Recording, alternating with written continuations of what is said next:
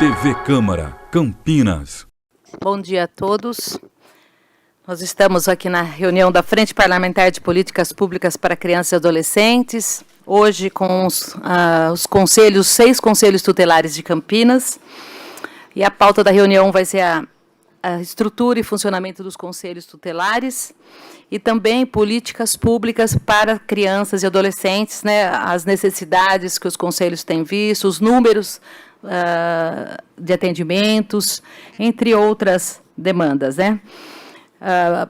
Para quem não sabe, né, é bom a gente informar a população que vai estar nos assistindo que o Conselho Tutelar ele é um órgão de proteção da criança e adolescente.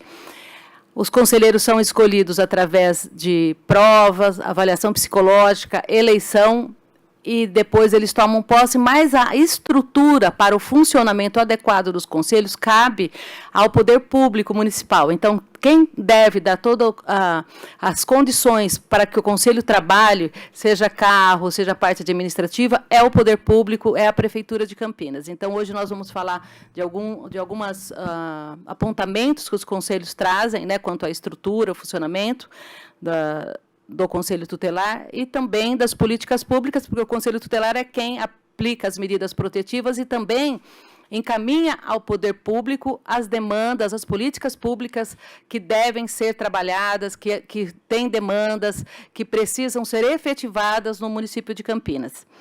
Então, eu quero já agradecer a presença dos conselheiros e apresentá-los, né? Então, nós temos aqui na mesa a Maria Estela Miranda Rodrigues, que é do Conselho Tutelar Leste. Muito prazer, Estela, um prazer tê-la aqui conosco. O André Gomes Lopes, que é do Conselho Tutelar 2, que é o Conselho Sul. André, prazer, André, tê-lo aqui conosco. A Eliete Alves, conselheira do Conselho Tutelar 3. Bom dia, Eliete, um prazer tê-la aqui conosco. A Cláudia Regina Gozzi, do Conselho Tutelar 4. Depois eles vão falar, também se apresentar e falar qual região, qual é a área da região que eles atendem para que vocês também entendam um pouco desse funcionamento do Conselho Tutelar. A Laisa Campos, que é do Conselho Tutelar 5, prazer, Laisa, e a Maria José Dalla Bernardina, que é do Conselho Tutelar 6. Lembrando que cada conselho tutelar tem 5 conselheiros, né, que respondem por uma área de abrangência no território de Campinas. Então, eu vou abrir desde já para cada um deles falar um pouco sobre essa área, sobre o conselho que eles atuam, o nome dos demais conselheiros que fazem parte do conselho, e para que a cidade possa conhecer um pouquinho mais o Conselho Tutelar de Campinas. Vamos começar com o Conselho Tutelar 1, Maria Estela.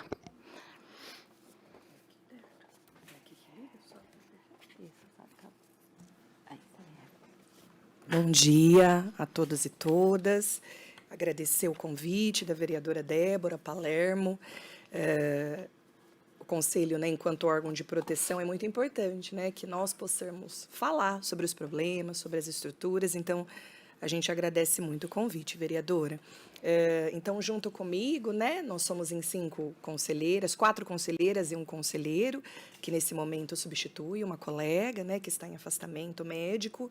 Então, nós somos, né, eu, a conselheira Ana Maria Cristina, a conselheira Karina e o conselheiro Edgar, né? Nós atendemos o Conselho Tutelar 1, né, a região leste, e com essa nova divisão territorial, que, né, começa a partir de 10 de janeiro de 2024, esse conselho absorve mais ou menos uns 40 bairros, né, então a parte do Proença, ela vem para esse território também, e aí esse conselho, ele atende Proença e todos os bairros advindos dali, toda a microrregião do Taquaral, do São Quirino, Sousas Joaquim Egídio, a região central, né, as áreas rurais, né, que nós temos nas divisões ali em Pedreira, Jaguariúna, né, Morungaba. Então, isso mais ou menos é quase 350 mil, né, se a gente for pensar em população. E eu não sei se eu começo falando mais ou menos das questões do CT1, mas talvez a galera, né, o pessoal pudesse apresentar, não sei como que a gente se organiza. Vamos cada um se apresentar. Perfeito. Primeiro, Estelinha, depois a gente abre para vocês falarem, né, a fala de cada região, os problemas de estrutura, de políticas públicas. Então, vamos passar a palavra agora para o André Gomes Lopes, que é conselheiro tutelar 2, na região sul. Isso. Obrigada, André, por favor.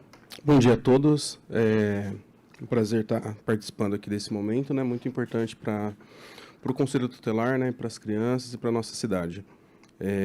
O Conselho Tutelar 2, ele conta aí com mais 4 conselheiros, né? Tem o Diego, a Anália, temos também ali o Elvis e o Adecir, e também tem a Natane, que está em licença maternidade. O Conselho 2, na verdade, ele é o novo conselho, né? Apesar de ter acrescido aí, foi para o Conselho 6, mas o Conselho 2 é que formou aí o novo território, que ele é um cinturão da cidade, né? Então ele começa ali no São Marcos, uma parte depois da Dom Pedro, e ele vem cortando o meio da cidade de Campinas, né? Se você observar pelo mapa, você vai conseguir identificar. Então, desde essa parte ali de cima, ele também vai compreender também o Santa Lúcia, Vila União, pega o Itatinga também. Depois ele corta para Nova Europa, toda essa região aqui. Então, assim, o nosso mapa ele vai fazer esse cinturão mesmo da cidade. Então, ele vai ligar aí todos os outros componentes aí do Conselho. Muito obrigada, André. Agora nós vamos ouvir a Eliette Alves, que é conselheira tutelar no Conselho 3. Bom dia a todos os presentes, aos telespectadores também. Eu agradeço em nome do Conselho Tutelar 3 a vereadora Débora pelo convite, né? E a possibilidade de estarmos aqui falando um pouco sobre esse órgão tão importante que é o Conselho Tutelar do município. Comigo compõe o Conselho 3, que faz atendimento ali à região sudoeste, especificamente a região do Ouro Verde, né? Como os diques, a região dos diques, a conselheira e coordenadora Rosângela, a conselheira Daiane, Sheila, Rosa e a Michele. É uma população que, de fato, encontra-se em vulnerabilidade bastante expressiva com relação às crianças e aos adolescentes, e os adolescentes também. E nós temos grandes expectativas aí de poder falar um pouco sobre quais são as vulnerabilidades e as expectativas também com relação às necessidades enfrentadas pelo órgão e, enfim, pela população campineira. Muito obrigada.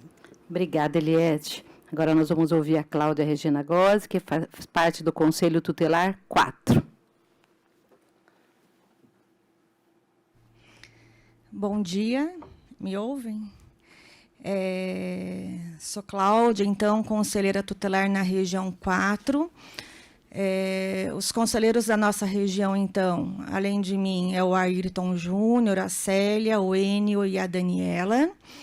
A nossa região se compõe principalmente, então, ali, o distrito de Barão Geraldo, que são 72 bairros, Boa Vista,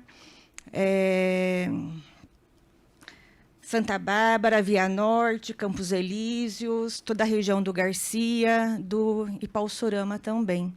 Então, muito obrigada, vereadora, por essa possibilidade que você nos dá, né, dessa voz que você está nos possibilitando. Muito obrigada. Eu que agradeço, Cláudia. Agora nós vamos ouvir a Laísa Campos, que é conselheira tutelar na região 5.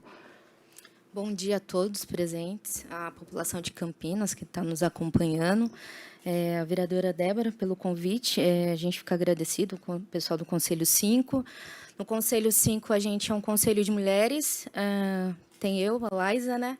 A Gabriela, hoje que está na coordenação, a Daiana, que é a vice, e Fabiana e Cris, que está lá compondo. O CT5 ele está no distrito do Campo Grande.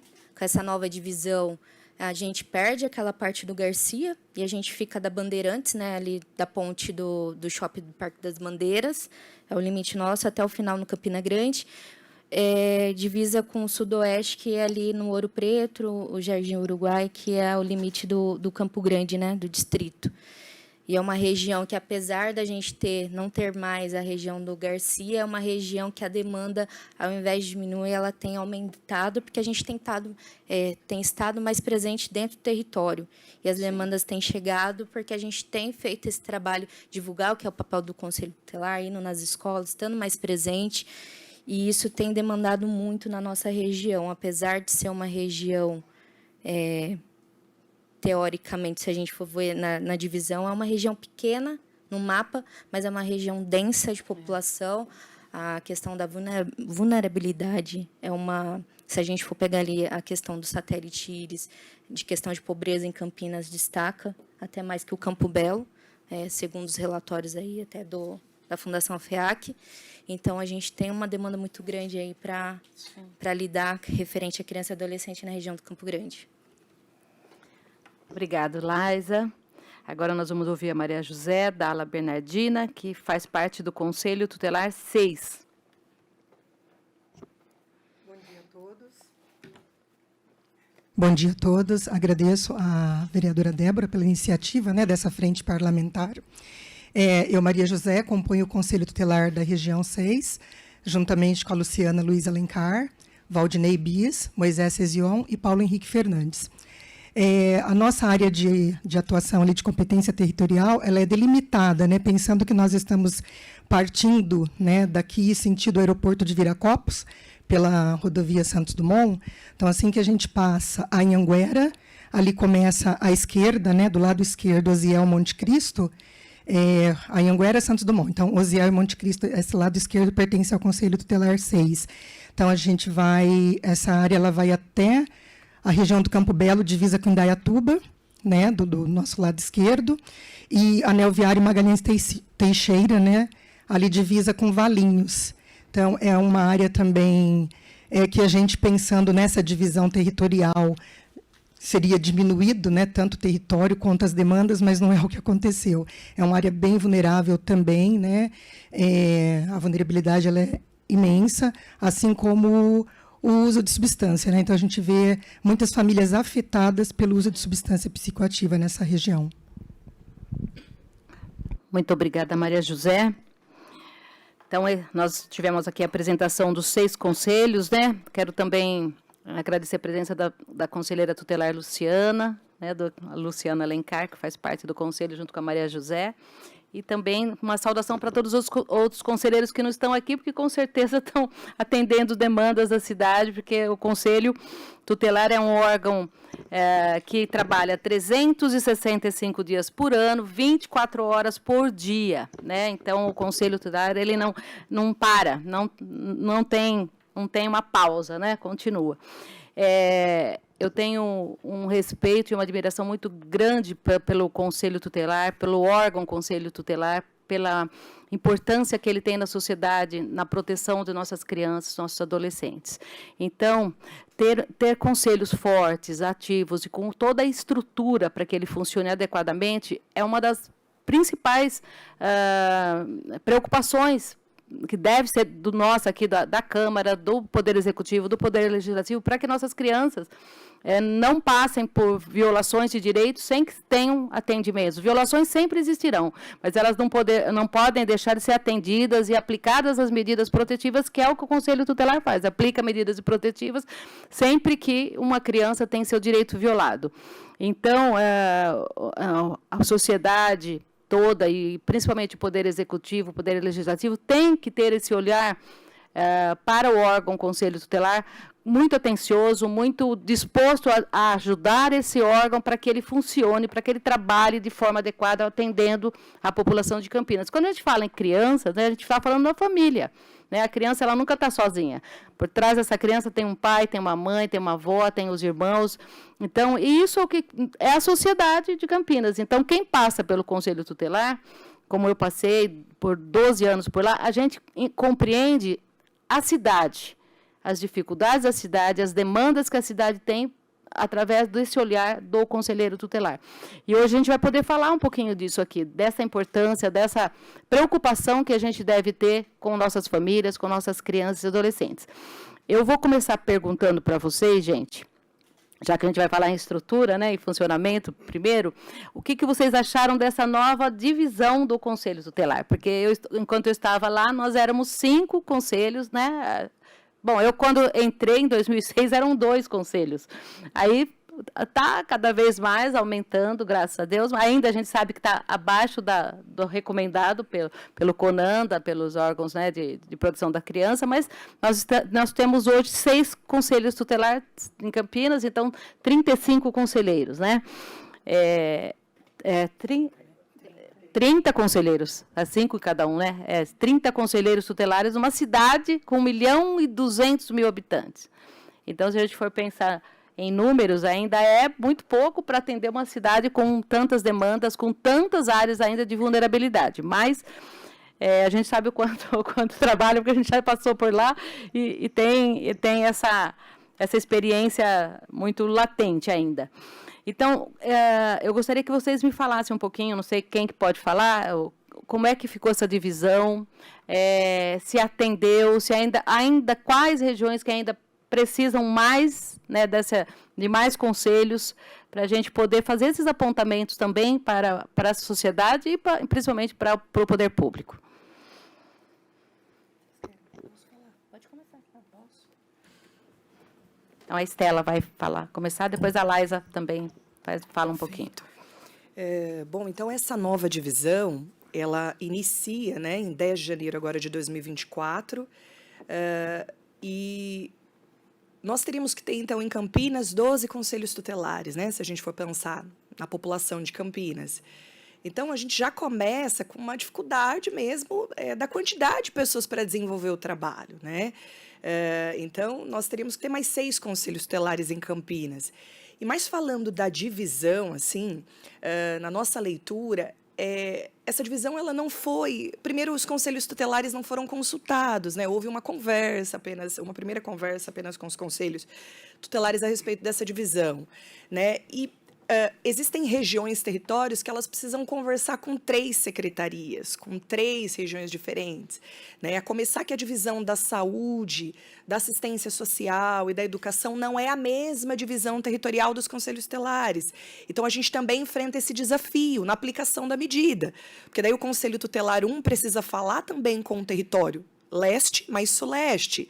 Tem conselhos que precisa falar com o território suleste, norte mais 1. Então, essa comunicação, ela dificulta, né, o trabalho na ponta dos trabalhadores, as pessoas que estão ali executando as medidas que o Conselho aplica e dos próprios conselheiros, né?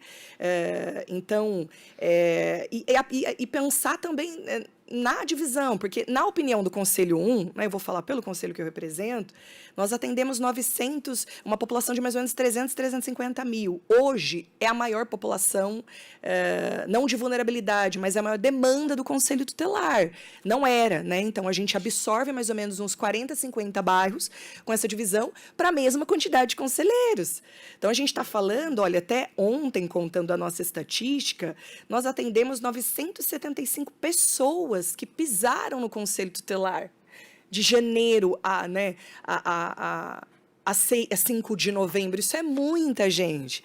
Sem a gente contar todas as outras demandas de trabalho que nós temos, né? Porque o Conselho Tutelar não atende só a população que chega no Conselho Tutelar buscando um atendimento. Nós somos acionados pelos serviços, todos os serviços, né? A segurança pública, a educação, a assistência social, né? Além disso, o Conselho participa de reuniões, está aqui hoje, a gente está nos territórios, né? O Conselho 1 tem uma divisão de 9 reuniões intersetoriais que acontecem mensalmente. Então, tudo isso demanda, né, um trabalho. Então, a gente pensa na qualidade do atendimento para a população, né? Se você está em 5 conselheiros para atender esse número expressivo e que houve um aumento exponencial, né, de pessoas que chegam aqui, a gente não consegue dar a devida qualidade, porque realmente somos em poucas pessoas. Então, a primeira coisa que a gente tem que dizer é que o nosso desejo não seria que tivesse mais 6 conselhos tutelares, mas que tivesse políticas públicas. A gente vai falar sobre isso mais tarde.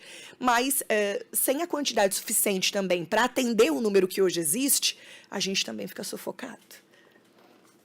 Sim, eu entendi. não sabia desse aumento na região leste, que foi sempre a região onde eu trabalhei. E sempre a demanda já era grande, ainda, então aumentou ainda mais, e isso é preocupante.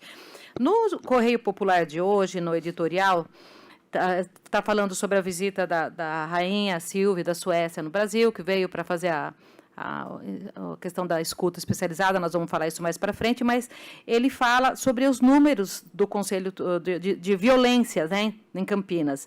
Ele fala, os números são alarmantes. Entre janeiro e outubro deste ano, Campinas registrou uma denúncia de violência contra crianças a cada 1h30, somando 4.920 casos relatados pelo Disque 100, só pelo Disque 100. Lembrando, como a Estela falou, que além do Disque 100, chegam denúncias no Conselho Tutelar através da rede da educação, da saúde, da assistência, da segurança pública. Então, esse número é só através do Disque 100. De janeiro a outubro, 5.000 casos. Então, para a sociedade ter uma ideia de quanto a violência ainda existe e da demanda dos conselhos tutelares, né? É importante a gente falar em números para que as pessoas entendam um pouco dessa dinâmica. Então, Laísa, quer complementar a questão da divisão do conselho?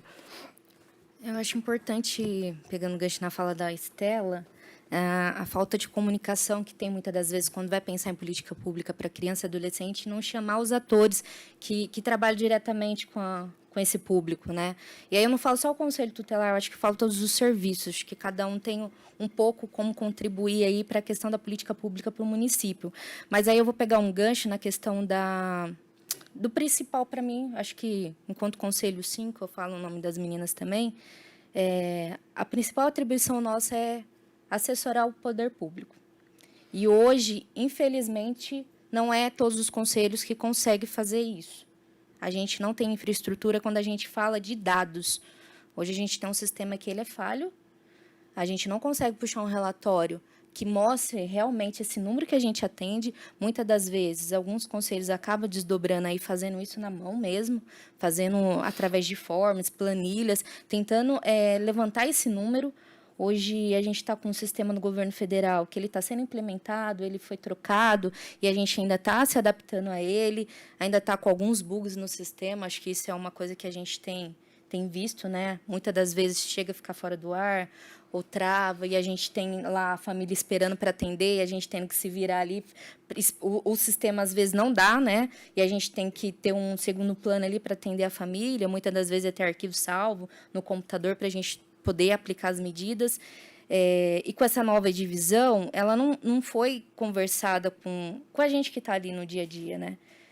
Para o meu território, que é o distrito do Campo Grande, acho que é uma das poucas regiões, acho que o Campo Grande e o distrito do Ouro Verde foram as que ficaram redondas, porque ficou no distrito. Apesar da demanda ainda assim ser grande, não foi pensado nas demais, nessa questão da divisão, né? Se a gente for falar... Eu vou meter um pouco o bedelho aqui, tá? Da região 2, que é o Suleste, eles pegam desde a região norte e vêm passeando pelo mapa de Campinas. Pega praticamente todas as regiões, só não pega a região do Campo Grande. Então, imagina 5 conselheiros ter que conversar com todo mundo. Isso é muito difícil. E aí eu faço uma provocação também, porque muito se fala na questão da divisão das secretarias, ter a divisão regional igual na educação, na saúde, no conselho, na assistência social, e isso hoje não tem. Cada secretaria tem a sua divisão, e isso dificulta muito também a conversar, né? Porque você tem uma rede ali que é muito vasta, muito grande, e aí quando a gente precisa, aí quando tem troca de gestão, aí troca pessoas, a gente fica muito perdido. Se a gente fica aqui, somos 5, imagina essa rede, que até entender que essa nova divisão, para vocês terem ideia, teve troca de e-mail, porque mudou região. Aí, o exemplo, a região na gestão passada, que era a Noroeste, que hoje é o CT5, era 4. A gente teve que mudar e-mail. Aí o pessoal não sabe para onde manda o e-mail. A gente tem que ficar educando essa rede de novo. Então, às vezes, me encaminha para algum lugar, até vir para o conselho então, leva-se um tempo. Então, essas coisas não foram conversadas. E acho que parte também do princípio é ter uma comunicação, né? E aí eu não vou falar só da Secretaria da Assistência, não, mas todas as secretarias. A gente precisa pensar em um plano, nessa divisão regional que que venha contemplar todos, que venha ser a mesma, né? E até para a gente poder indicar a política pública. Hoje, no CT5, a gente tem conseguido fazer o levantamento de dados. Nesse último trimestre, foram cerca de 800 casos que chegou nesses 3 últimos meses.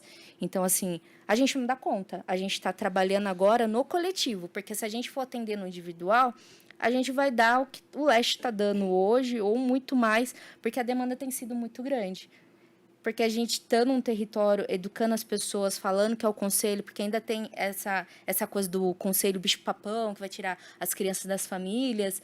Isso não é verdade. A gente está ali para garantir direito de criança e adolescente. Então, isso é uma coisa que a gente tem que ficar sempre ali falando, educando, orientando, que é o conselho tutelar, tirando esse medo, esse ar que as pessoas têm, para até mesmo, muitas das vezes, a gente conseguir fazer um atendimento com as famílias.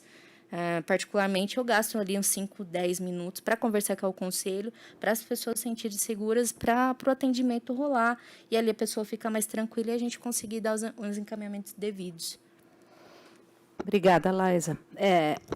Isso que você traz, a desconstrução dessa questão do conselho ser o bicho-papão, é uma coisa que, desde que eu entrei, a gente tem feito, e é muito importante, em todos os espaços, a gente falar isso. Que o acolhimento da criança, que é a retirada da criança da família, é a última medida. Não é a primeira, nunca é a primeira, é a última medida. Né? Só em casos muito extremos, onde existe uma situação urgente, emergente, de afastar a criança, que é feito como primeira medida. Mas, normalmente e naturalmente, é a última medida que o Conselho aplica. Então, as pessoas não precisam ter medo do Conselho.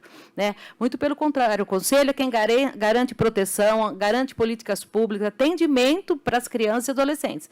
Então, nós temos que, todos os dias, falar com a sociedade, falar com as pessoas sobre isso. Não precisa ter esse medo de que o Conselho vai chegar e vai tirar a criança do convívio familiar. Primeiro que se tirar, se for o caso de afastar a criança do convívio familiar, que é uma medida do Judiciário, não é nem do Conselho, como eu disse, só em casos extremos de urgência que o Conselho faz isso, a criança pode ser levada para a família extensa, que é na casa de uma tia, de um avô, né, de uma madrinha, aí o Judiciário é que vê, e, em última medida, mesmo extrema, ela vai para um acolhimento institucional.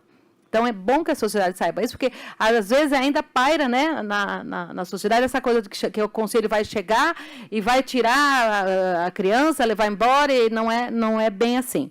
Quanto à questão da divisão, do mapa de divisão de serviços em Campinas, quando eu cheguei, eu até vou pedir para a Carolina ver se ela consegue achar, eu fiz um pedido para que seja um mapa só, uniforme em toda a cidade, porque eu lembro da atuação nossa lá no Conselho, da dificuldade que é conversar com essa rede fragmentada, onde o mapa da saúde é um, o mapa da assistência é outro, o mapa da educação é outro, as divisões da cidade.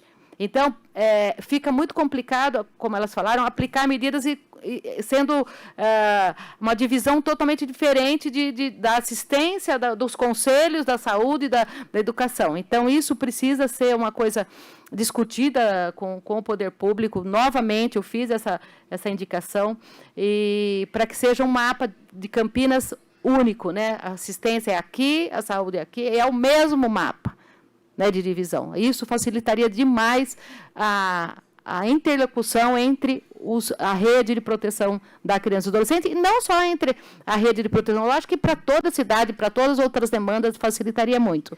E a Laísa tratou de um caso, uma coisa muito importante, Laísa, que é a questão das estatísticas. A gente só consegue gerar políticas públicas efetivas com números. Porque a primeira coisa que o poder público vai perguntar antes de fazer qualquer coisa, tem demanda? Qual é a demanda?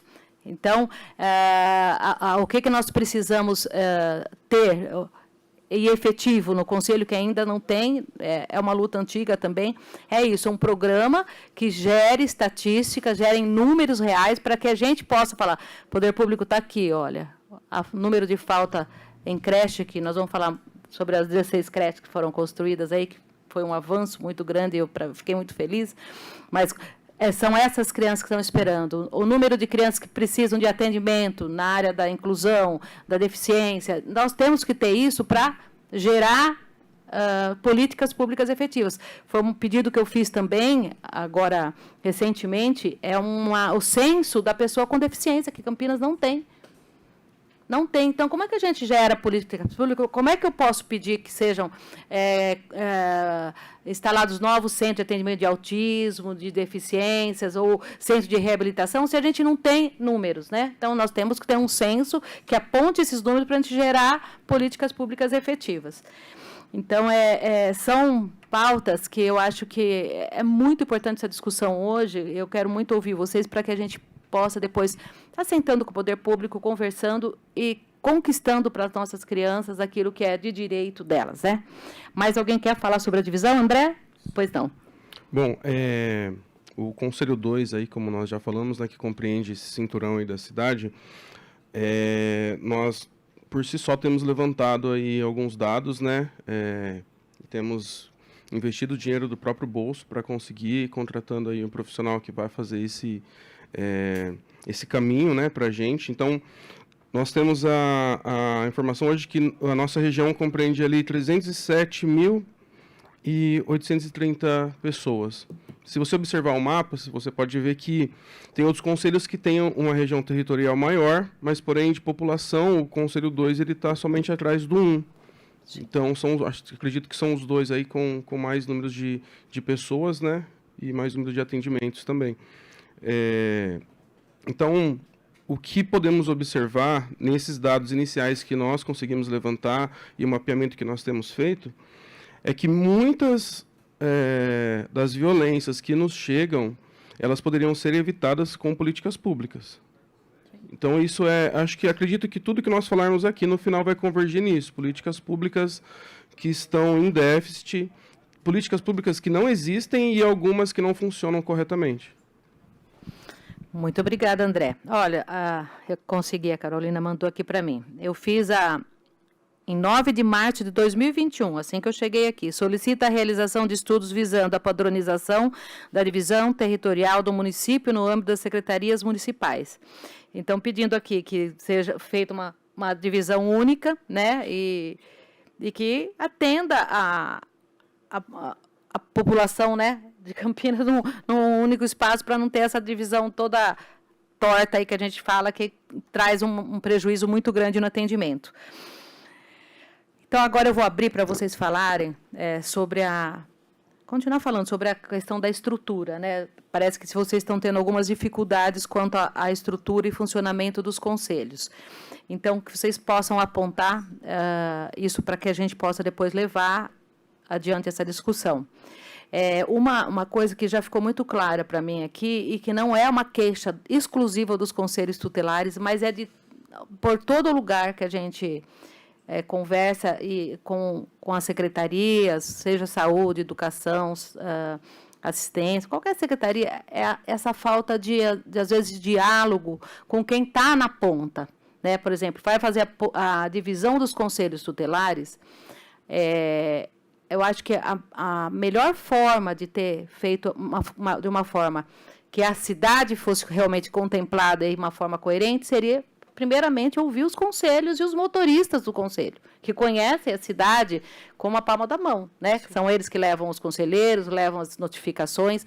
Então, eu acho que se tivesse deixado para vocês, né, vocês, conselheiros tutelares e os motoristas, fazerem essa divisão, eu tenho certeza que ela sairia redondinha, porque a gente conhece a cidade e saberia exatamente como atender da melhor forma. Mas, infelizmente, isso ocorre mesmo, essa falta de diálogo entre as secretarias, entre os entes, para que as coisas ocorram da melhor forma. Pois não, Eliette?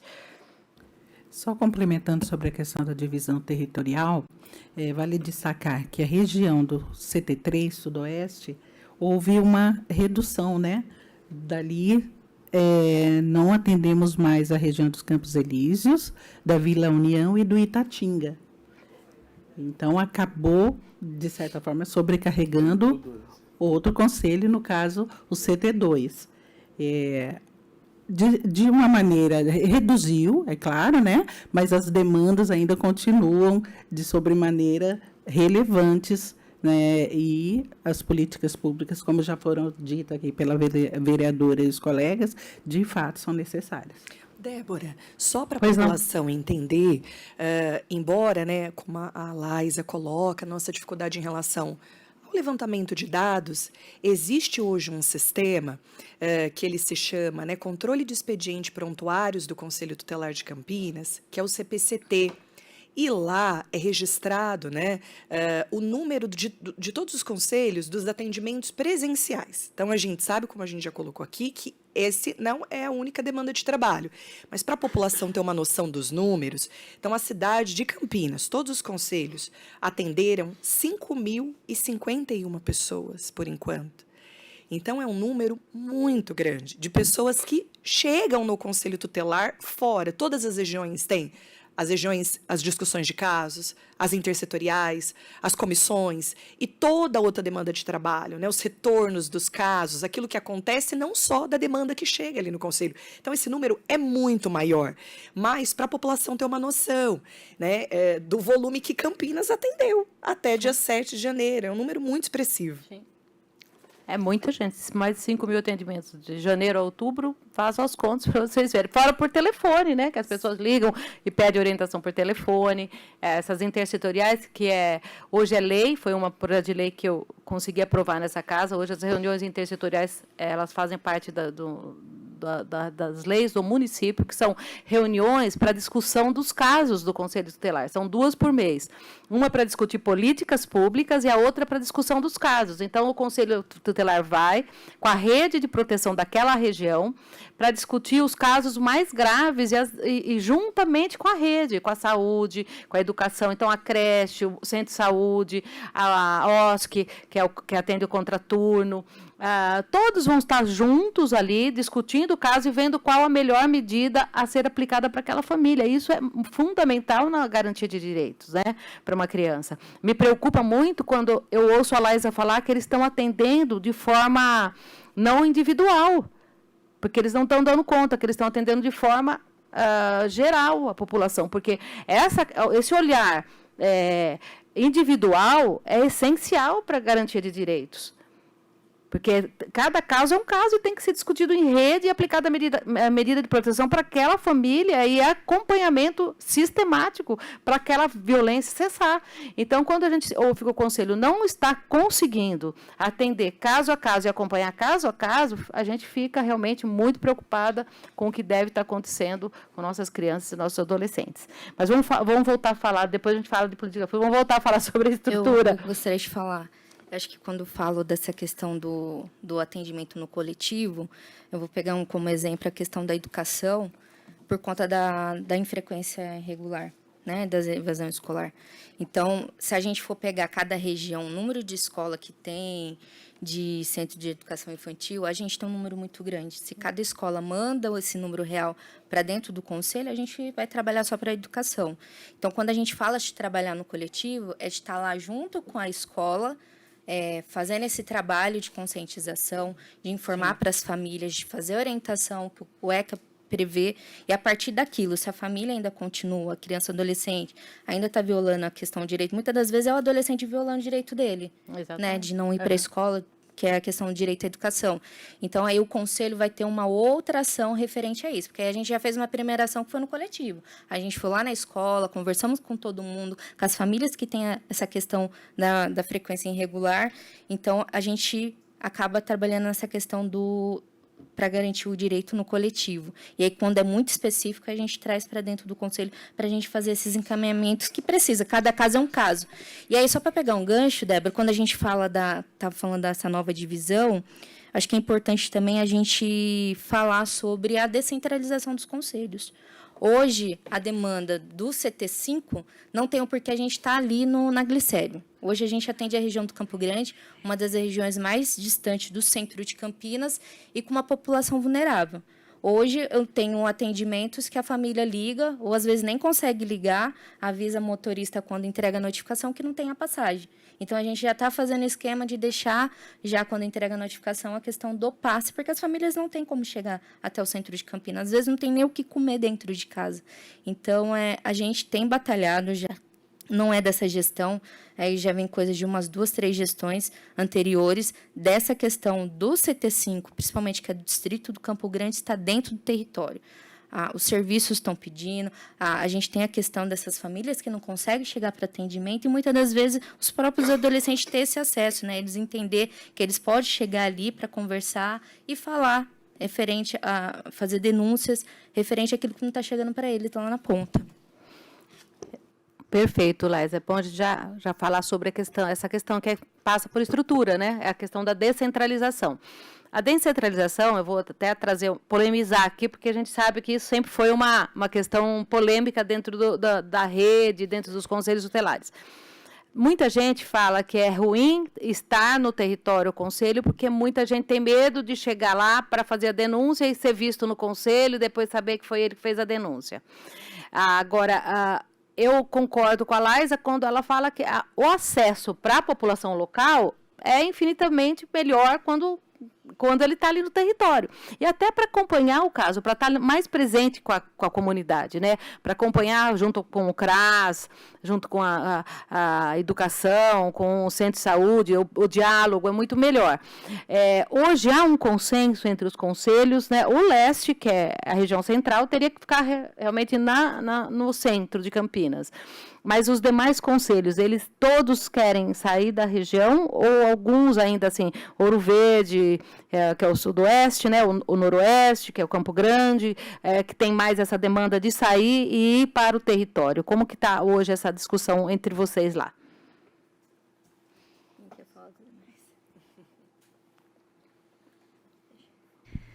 Bom, o Conselho Tutelar 4, ele é descentralizado. Então, ele fica no Guanabara. A gente entende, sim, que quanto mais na região, melhor. Porém, se fossem regiões enxutas, assim, redondinhas, como, por exemplo, a Noroeste. Para vocês terem uma ideia, o Conselho Tutelar 4, ele fica no Guanabara. A gente não atende o Guanabara. Então, a gente está num território que quem atende é o Conselho Tutelar 2, que fica também descentralizado, o 6, né, que também está descentralizado, e onde o 6 está, também não atende o território deles. Então, assim, se for se pensar em descentralização, há necessidade de que o território seja mesmo redondinho, porque vai dificultar ainda mais a locomoção. Então, pensando no CT2, né, que faz aquele T, onde seria o melhor lugar, então? E o CT4, que é descentralizado, não passa ônibus ali perto. Então, por exemplo, só para colocar, a Estelinha passou o tanto de pessoas que a gente atende, pessoas que vão pessoalmente no CT. No CT4, a gente tem uma especificidade, por ser um lugar distante, eu faço muita visita domiciliar. Então, se chega uma denúncia de uma criança ou adolescente que está fora da escola, ele é uma criança com grau 3 de TEA, eu não vou fazer a mãe vir com ele de ônibus para cá, porque... Então, eu vou até o local. Uma genitora acabou de ter o bebê, eu preciso olhar essa criança, ver que eu não vou fazer ela vir do território dela para o CT4 e ter que tomar 2 ônibus e ainda andar um trecho grande a pé. Eu vou até o local. Então, por conta dessa especificidade, eu vazo muita visita domiciliar. Então, há de se pensar, sim, havendo a descentralização, e aí eu concordo com a Laísa, que dela está muito redondinho, mas nos demais, aonde que é? Eu vejo pelo CT4, que está no Guanabara, a gente não atende a região do Guanabara, e quem a gente atende é muito difícil de chegar lá.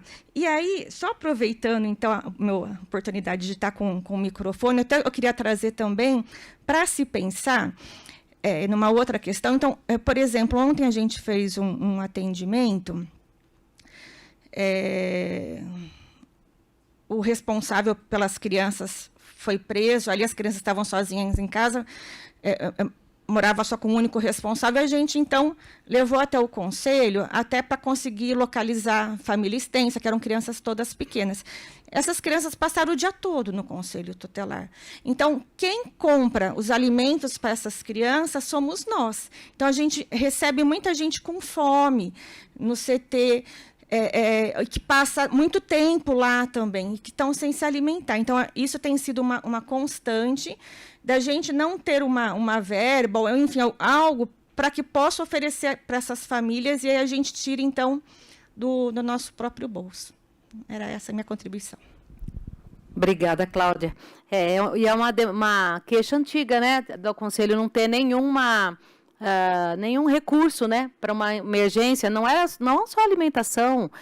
Quantas vezes a gente desceu para comprar remédio, por exemplo, para piolho, né? A Margarete comprava, eu comprava, a Estelinha comprava, porque a criança chegava no conselho, uma situação assim, e não dá para...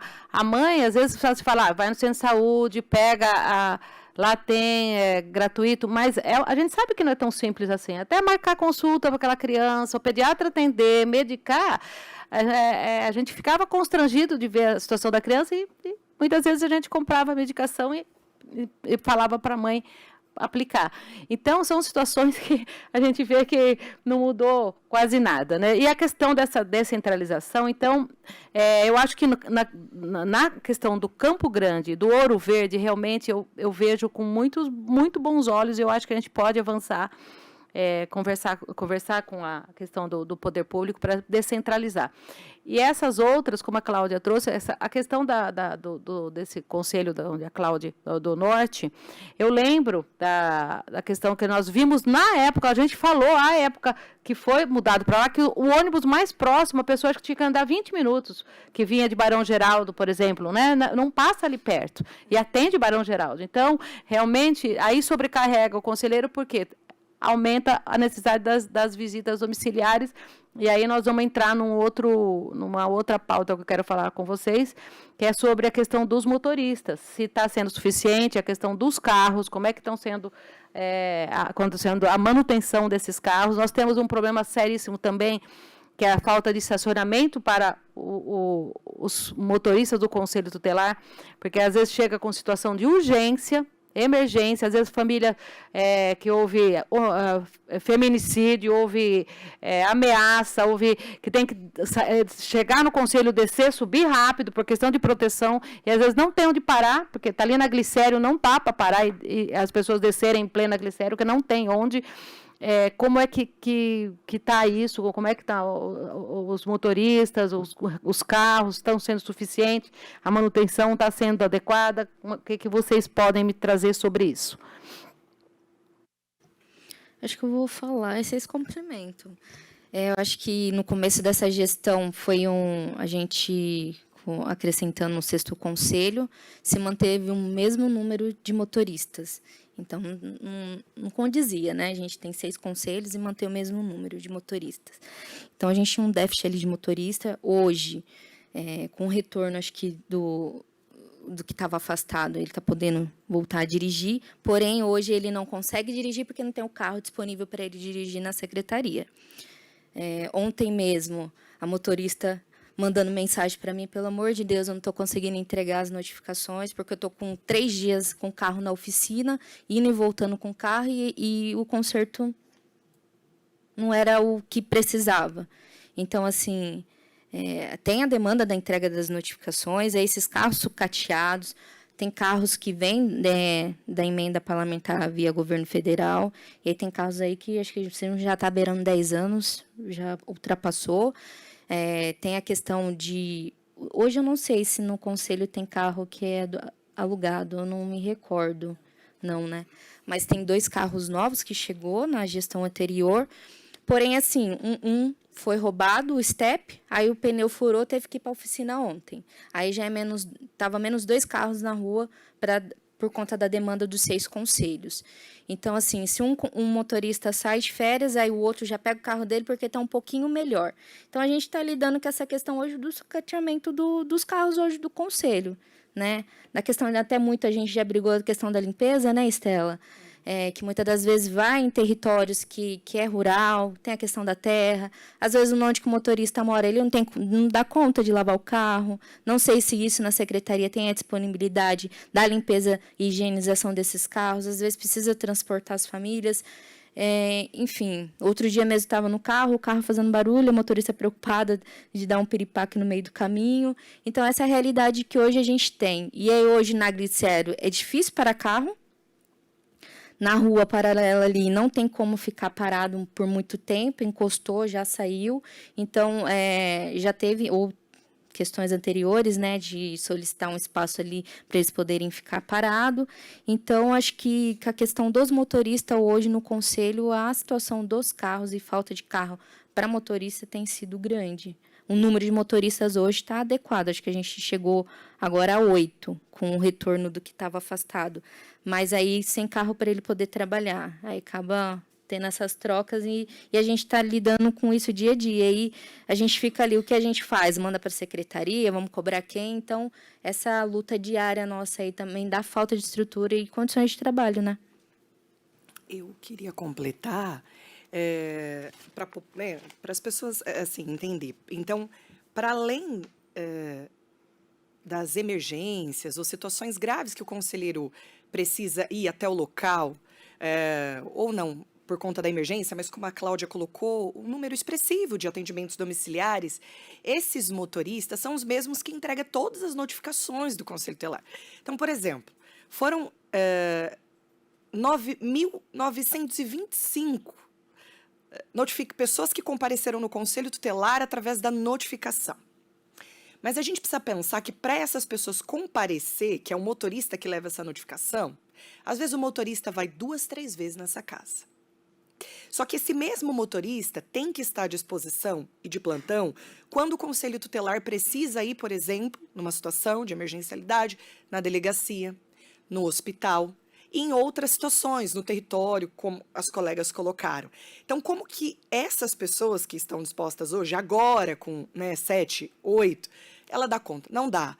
Tem situações, às vezes, da gente pedir e se aguardar 1 hora, 2 horas.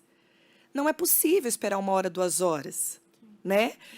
E aí, esses problemas, gente, não estão sendo citados agora. A gente vem falando disso em 2022, 2024, e essa gestão com muito afinco, levando isso para a administração, né? Respeitando todas as hierarquias, mas o problema foi agora mais ou menos resolvido, porque também a gente tem que pensar que esses motoristas, eles têm direito ao abono, a férias, e eles não são substituídos.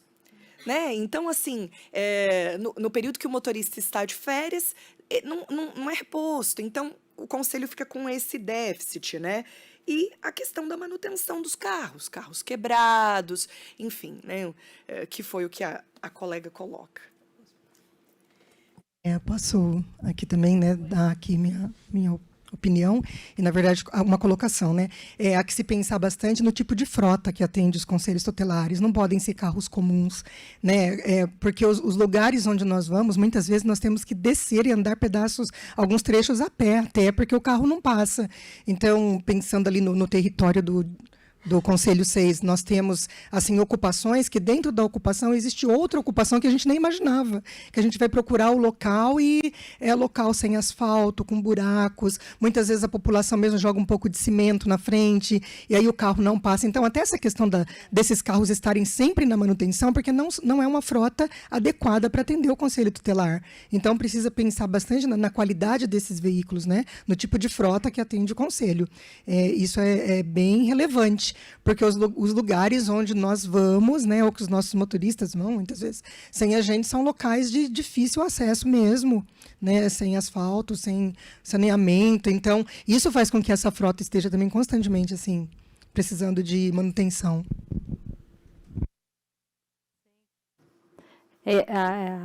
Essa preocupação e essa fala, realmente, ela...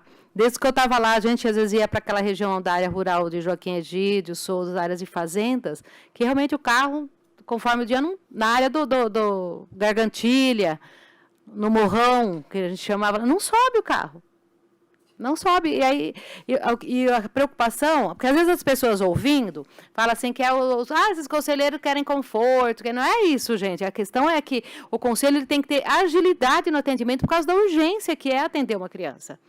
Então, quando não tem um motorista, quando o carro está quebrado, quando não consegue entregar uma notificação, o que significa isso?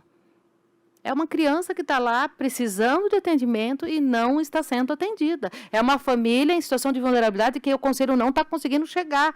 Então, nós temos que olhar dessa forma, não é, os conselheiros, porque eu fui conselheira e eu ouvi muito isso, que os conselheiros só sabem pedir, que nunca está bom, como se fosse para o nosso conforto, como se fosse, não é para o conforto do conselheiro, não é, aliás, eu acho que a condição de trabalho digna, todo mundo merece e é lei, né, deve ter, mas é além disso, é a questão do atendimento emergencial, o conselho é um órgão de proteção, eu enquadraria em um serviço de urgência e emergência. Quantos no dia? Ontem teve um caso que vocês viram na mídia de um pai que matou a mãe e tinha uma criancinha de 7 meses lá, à noite. E o conselho vai, o motorista vai. Então,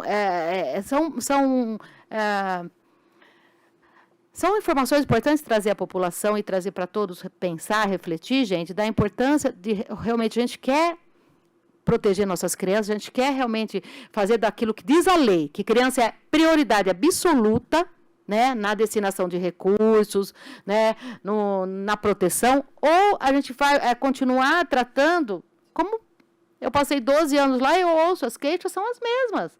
São as mesmas. Então, eu acho que o Conselho Tutelar, não só em Campinas, eu acho que em todo o território nacional, ele deveria, e a gente deve trabalhar para que ele seja visto de outra forma, como que realmente com a importância que ele tem, com a importância que ele tem para a sociedade, né? Para quem não tem voz, a criança, se a gente não socorrer, não correr, não atender, ela padece sozinha.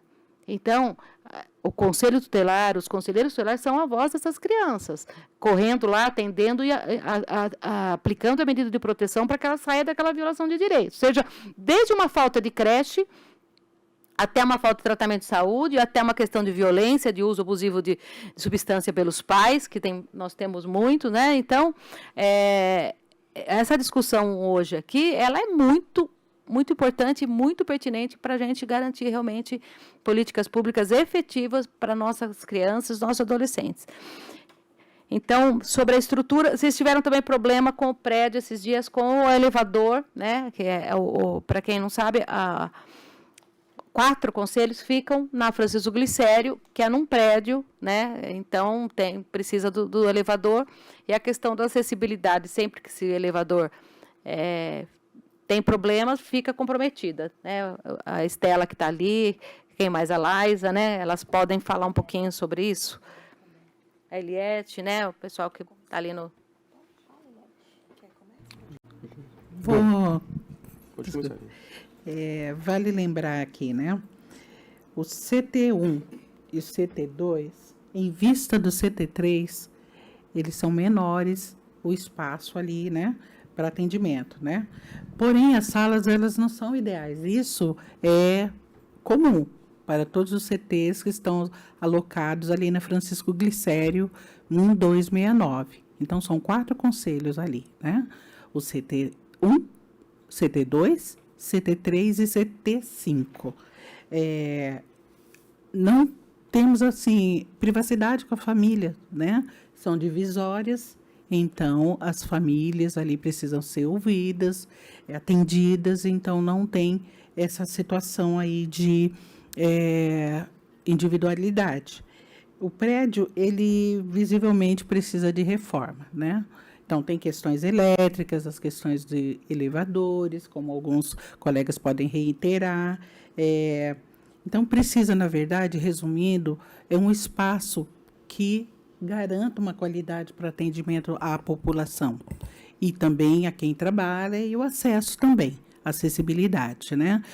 Quando a vereadora pergunta da descentralização, para o CT3 Sudoeste, entendemos que seria interessante a manutenção na região central, tendo em vista a facilidade, o pessoal do Ouro Verde, então o acesso ainda, apesar da distância, né? Então tem o corredor, e aí eles chegariam com facilidade. Sobre a questão também de a necessidade do passe, isso é constante, né? As famílias não têm recurso, muitas vezes precisamos solicitar que o motorista vá buscar para realizarmos o atendimento e levar de volta também. E aí volta de novo sobre o tema dos motoristas. André? Bom, em relação à estrutura ali, nós temos muitos apontamentos, né? Como a questão do elevador, que já foi citado aqui, mas que não foi essa única vez. O elevador ele já vem dando problema durante o ano todo, né? Agora, dessa vez, foi que ficou bastante tempo mesmo sem conserto. Temos também a questão da ventilação, né? Climatização, como a Estela já comentou. A falta de luz recorrente, uma luz baixa, é algo que já foi apontado por profissionais que pode gerar doenças ali de saúde mental, né? Emocional. Então, essas questões são muito importantes. A instabilidade na internet, muitas vezes o nosso trabalho é ali... quase que 100% ligado ali via eletronicamente, né, pela internet, pela rede. Então, nós precisamos de mais estabilidade, sistema hidráulico, cheiro de esgoto, que muitas vezes ocorre, a acústica inadequada das salas, como já foi comentado aqui. Então, não tem muita privacidade, né, é algo que prejudica aí os atendimentos, não tem saída de emergência, não temos recebimento... quantidade suficiente também de profissionais do setor administrativo, o que sobrecarrega também os conselheiros. Então, assim, são muitos apontamentos aí que nós temos em relação à estrutura e que já foi nos apresentada uma proposta de fazer uma reforma, de fazer essa reforma no prédio e tal. Mas cabe-se pensar até que ponto que isso é viável, porque é um prédio particular, né? Inclusive, esse prédio ele foi aprovado a renovação do contrato dele mesmo nessas condições.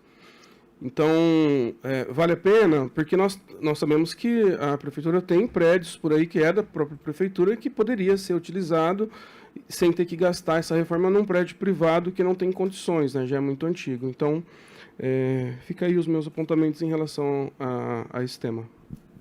Obrigada, André. Estelinha, quer complementar? Eu queria. O Conselho 1, bom, e tudo isso, gente, são situações que a gente vem reportando, né, para a administração. Então, nós ficamos quase um mês sem elevador. O que é isso? Um prédio que tem mães com bebês pequenos, gestantes, idosos, cadeirantes. Então, a questão da mobilidade, os funcionários, existem funcionários do setor administrativo que precisaram ser dispensados porque eles não davam conta de subir. São 6 andares, o prédio ocupado até o 4º andar, e essas pessoas não davam conta de subir a escada, né, para trabalhar, sair, voltar para o horário do almoço, uma situação. Então, nós ficamos quase um mês sem elevador, quase uma semana sem energia. Aquela bomba d'água que é toda hora que dá um problema. Então, assim, o que os conselhos, o desejo dos conselhos que estão na Glicério era de sair daquele espaço, porque a gente entende que não tem reforma, que não tem absolutamente mais nada, a questão dos insetos, escorpiões, além de outros insetos. Então, mas tem detetização, mas não se resolve 100%. Então, a gente tem dito que porque a última pessoa que foi lá a respeito da energia disse, só falta pegar fogo. Sem água já ficou, sem energia já ficou, só está faltando pegar fogo. Então, até que uma situação grave aconteça, e aí para as pessoas encontrarem um culpado, e a gente está dizendo, e apontando, mas situações muito paliativas são resolvidas a passos de tartaruga. Então, aí a situação de curto prazo que foi dito é uma reforma. E aí o Conselho 1, que é o meu conselho, né, que hoje é a maior demanda do Conselho Tutelar, inclusive de atendimento presencial, nós fazemos atendimentos compartilhados, na mesma sala. Porque, às vezes, você tem 6 famílias, 5 famílias que chegam no mesmo tempo que precisam de atendimento, e para a pessoa não ficar esperando 2 horas, a gente define, aí a gente escolhe. Essa situação é de educação, e essa situação é de uma violência. Será que dá para colocar na mesma sala? Porque as outras 3 estão ocupadas. Então, para a população entender, hoje o CT1 e a maioria dos conselhos tem 3 salas de atendimento, sendo em 5 conselheiros. E aí, o que nós decidimos? Então, vamos pegar a sala que é um pouquinho maior e a gente transforma ela em 2 salas de atendimentos. Mas não tem divisão, não tem nada. E as outras salas, essas 3 salas, elas são, gente, sem acústica, como os colegas colocaram. Aí, uma solução que a gente pensou no Conselho 1, vamos abrir um buraquinho ali para entrar um ar, porque não tem janela, como o colega colocou da ventilação. Só que aí as pessoas ficam constrangidas, porque elas estão naquela sala, a gente estava, né, várias vezes isso acontece, mas exemplo, situações de violência sexual, você está atendendo a pessoa ali, e a outra sala a criança está buscando uma vaga em creche. Ou então um pai, uma mãe chega alterado, porque as pessoas chegam alteradas no conselho também, né? Afinal, a gente está falando de problemas muito graves ali, e a pessoa às vezes chega alterada, você precisa acolher a pessoa, e aí a outra pessoa nas outras salas que não tem essa acústica fica constrangida. Então, sabe, não tem a individualidade que as pessoas merecem, o respeito, o sigilo dos casos, e a gente vem apontando isso. Aí qual foi a solução? Já que no 6º andar está desocupado, porque um serviço da prefeitura saiu desse andar, nós pedimos há 3 meses. Na estrutura que está o 6º andar, tira o CT1 desse lugar e vai para o 6º andar. Até agora nós não subimos para lá. Né? Então, assim, é urgente, as pessoas merecem esse atendimento, as crianças merecem esse atendimento. Eu sempre digo, sabe, Débora, eu também estou aqui, eu e a Laís, representantes do PIC, que é um programa lindo pela primeira infância, mas a execução na prática, a gente não vê a efetividade muito das coisas. E teve uma reunião que a gente disse, convidamos vocês para conhecer o órgão que atende a primeiríssima infância, o Conselho Tutelar. Para vocês sentir, vocês que não estão precisando do atendimento, se vocês são acolhidos, se vocês são respeitados, a começar pela entrada do prédio. Não tem uma placa indicando o Conselho Tutelar, gente. As pessoas ficam perdidas na Glicério, elas não sabem onde é o Conselho Tutelar. Porque a nossa placa indicativa é um contact grudado num vidro. E nós estamos há anos sinalizando, 4 anos, 8 anos, sinalizando. Precisa de uma placa indicando que o Conselho Tutelar é naquele espaço. Pensa em alguma forma. A mobilidade, as pessoas que merecem essa mobilidade, né? A questão, como que você fica uma semana com risco, sem elevador, com risco de você cair. Então, assim, a situação está muito delicada. Sem luz na escada. Sem luz nas escadas. Aí você não tem elevador, você tem que subir na escada. E aí as pessoas, os idosos, as crianças, as mães grávidas, enfim, as mães com bebê no colo, né? A questão que a gente fala, as crianças merecem chegar naquele espaço e se sentir acolhida. Então, não tem uma situação lúdica para a criança, que já chega com o seu direito violado, não tem uma brinquedoteca adequada para as crianças. A brinquedoteca que tem na recepção foi os próprios conselheiros que trouxeram doações para colocar naquele espaço. Então, é sobre isso, né? São essas situações que nós temos enfrentado. Sim, Estela. Isso como eu falo, são as mesmas queixas desde quando eu estava lá. Infelizmente, a gente não conseguiu ainda caminhar, mas eu acho que a gente não pode desistir, tem que continuar apontando, continuar falando. A questão do sigilo é constrangedor para o conselheiro e para a família.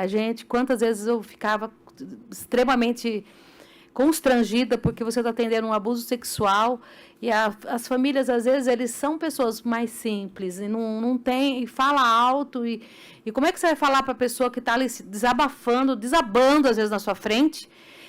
Fala mais baixo, porque...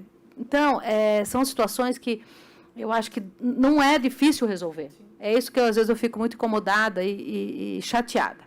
Porque não são situações impossíveis nem difíceis de resolver, né? Eu acho que é falta desse olhar. E eu acho, sabe o que é falta?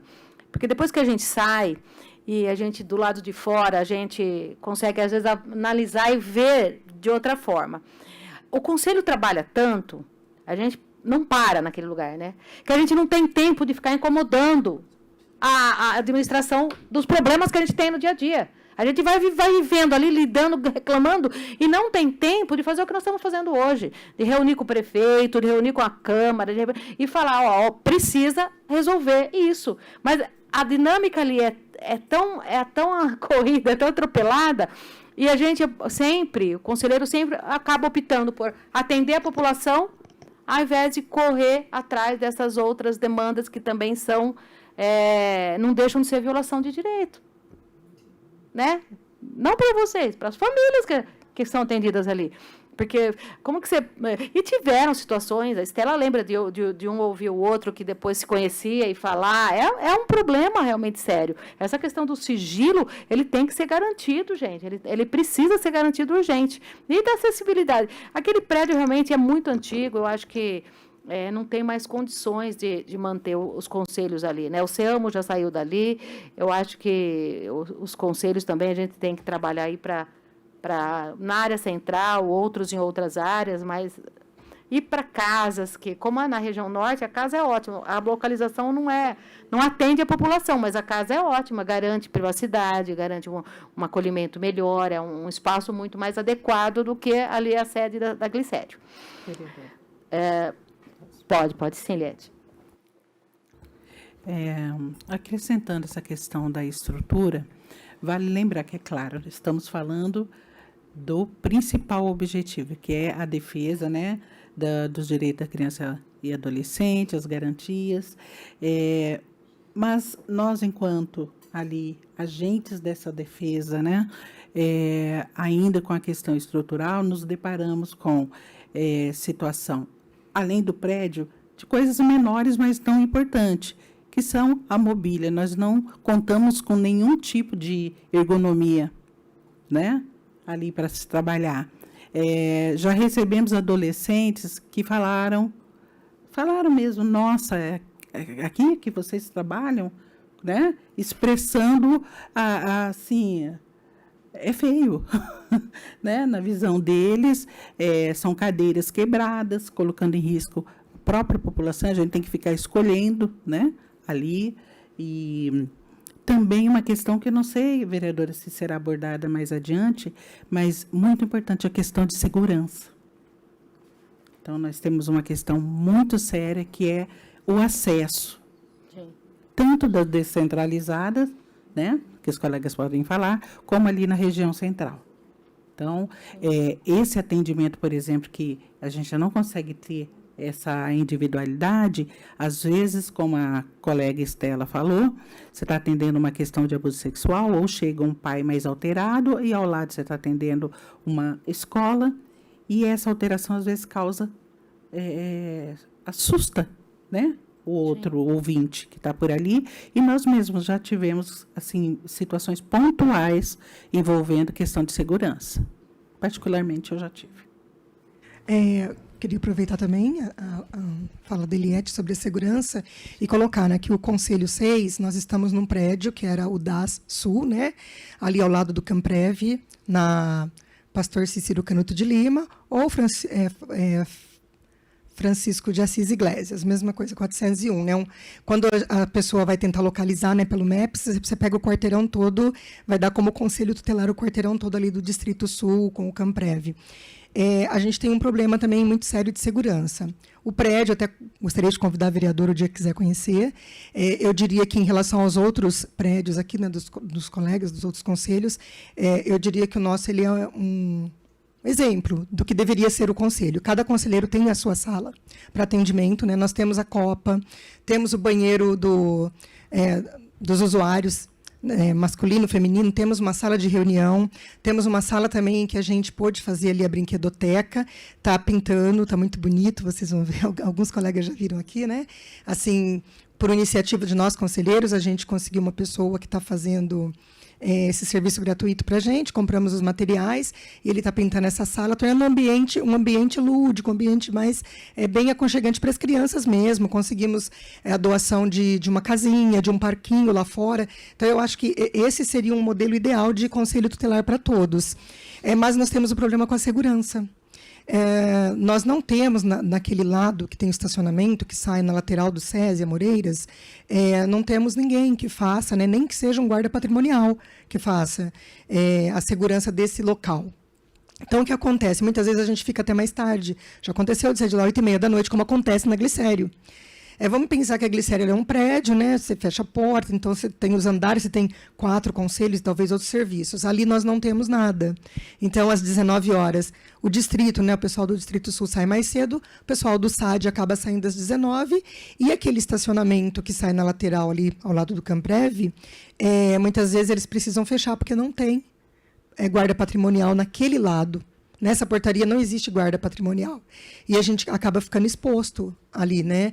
E escuro também, um local escuro. O estacionamento ele é assim, deficiente de iluminação mesmo. Então, a gente percebe a questão da segurança. Inclusive, já aconteceu, como a Eliette falou comigo também, né, de uma situação de acolhimento, num determinado dia à noite, que no outro dia, às 7 da manhã, o pai estava lá no conselho atrás da conselheira Maria José. Então, assim, a gente fica muito exposto e a gente precisa, de fato, ver essa questão da segurança, tanto na guarda patrimonial, eu acho que até com um convênio, algo com a Guarda Municipal, que ela pudesse passar algumas vezes durante o dia, como ocorre nos serviços de saúde ou nas escolas, que eles fazem, digamos, uma ronda, mas a gente precisava disso. E outra questão é também a informação à população, que ali é o Conselho Tutelar. Nós não temos uma placa ali, não temos nada indicando que naquele local funciona o Conselho Tutelar 6. Então, isso é algo assim urgente mesmo, a questão da segurança e da informação também à população. Débora, eu só, desculpa, para complementar, se a gente está falando da exposição, é porque as coisas, elas acontecem. Então, eu poderia citar, gente, muitos casos aqui que as pessoas, elas chegaram nos conselhos portando arma de fogo, sim, arma branca. A gente está falando de situações delicadas envolvendo, às vezes, o filho, o sobrinho, alguém, e a pessoa, às vezes, se exalta, às vezes a pessoa quer resolver as coisas de uma outra forma, né? Então, às vezes as pessoas, mas você pode acionar a polícia, a segurança pública, a guarda municipal, mas até que essas pessoas cheguem. Então, a gente teve uma reunião, já algumas reuniões para a gente falar, para olhar para esse assunto. Pensar em câmeras, pensar em sistema de monitoramento, pensar em formas. Existem as pessoas que trabalham com isso, que poderiam olhar para essa deficiência do conselho, porque isso acontece em todos os conselhos. Todos nós aqui já vivemos situações muito delicadas, das pessoas adentrarem no prédio e ela estar dentro da sua sala sem que ela tivesse passado pela recepção, porque os conselheiros trabalham em regime de plantão. As pessoas, a sede funciona até às 18h. Nós temos pessoas do setor administrativo que saem às 4h, que saem às 5h, e os conselheiros tutelares, se tiver plantão, ele pode ficar ali até, sei lá, que horário que for. E não existem outras pessoas que nos acompanhem nessa. Então, a gente falou da necessidade de se olhar para isso. Se você tem uma situação do plantão, né, e que você precisa ir até a sede para realizar o atendimento, é o conselheiro que vai adentrar com a família naquele prédio sozinho, né? Então... Estela, eu lembro que essa demanda também é antiguíssima, só que eu lembro que sempre tinha um problema, eu acho que a descentralização resolveria muito isso também, que era assim, 2 conselhos queriam uma segurança, talvez uma segurança armada, uma presença da guarda municipal ali no prédio do conselho para garantir, porque realmente não é uma nem 2 vezes que passamos por situações difíceis ali.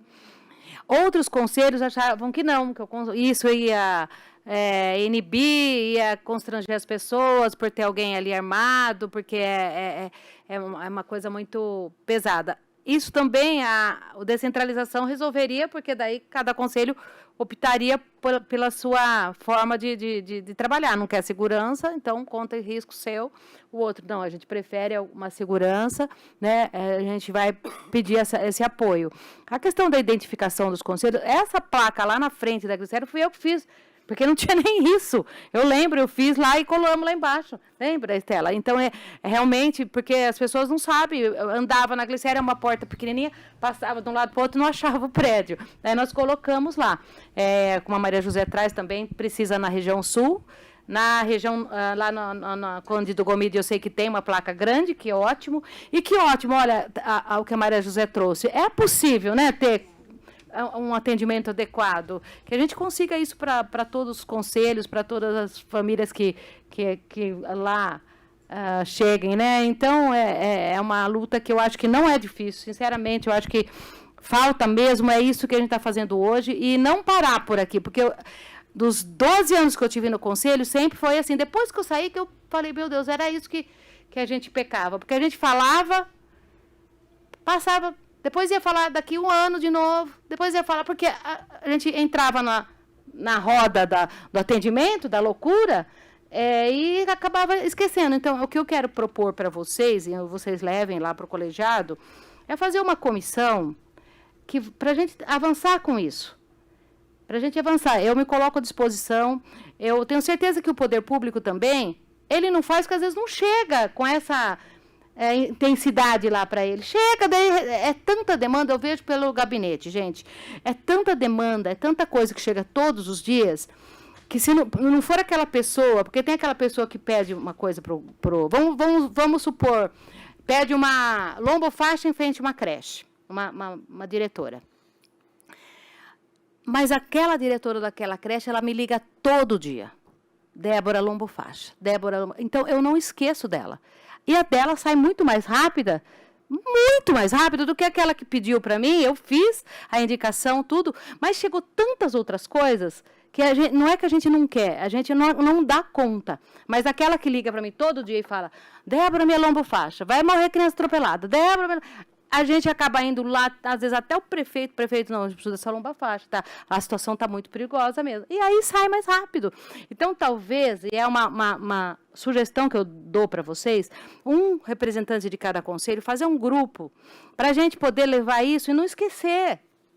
Não esquecer. Marcar a reunião. Vocês estão lotados ainda na assistência social? Então, nós temos que chegar lá na assistência social e fazer com que a assistência veja, enxergue vocês. Né? É uma dificuldade, eu sei, mas a gente vai fazer com que eles enxerguem. Ah, a secretária não atendeu, não resolveu? Nós vamos até o prefeito. Eu tenho certeza que o prefeito vai resolver. Né? Eu não sei quem falou aqui que tem várias casas. A prefeitura tem realmente vários imóveis que estão... Onde fez a casa da mulher campineira, não sei se vocês foram ver, é uma casa que era do município.